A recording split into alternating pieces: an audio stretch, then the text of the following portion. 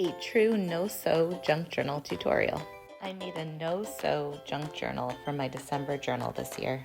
If you're like me and you don't sew, don't let that stop you from making a junk journal, or as elaborate of a junk journal as you'd like. For this journal, I only used staples and some tacky glue. Started off with a really beautiful antique book that was already falling apart. I removed the spine and removed the pages.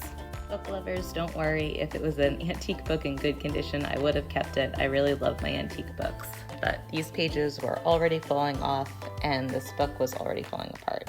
I gave it a new spine with some strong fabric, and to attach the fabric to the cardboard book cover, all I did was use some glue. I used the same fabric and glue to reinforce the spines on the inserts inside the journal.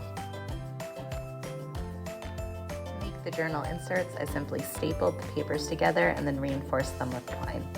Most of the pages that I used were simply vintage and antique book pages from my own personal crafting library.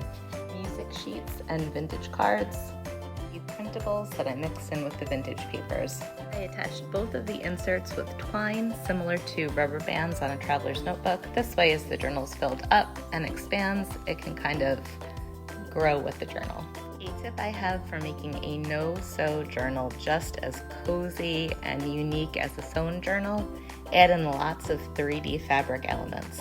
This was a vintage quilt. This was antique lace.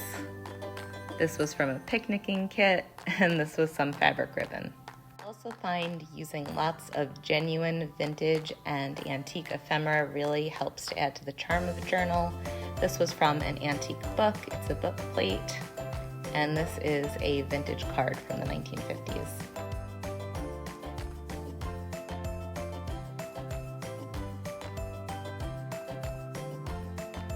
Staples and tacky glue are your best friends in making this kind of journal. There it is, a true no-sew junk journal made with just stapling and gluing.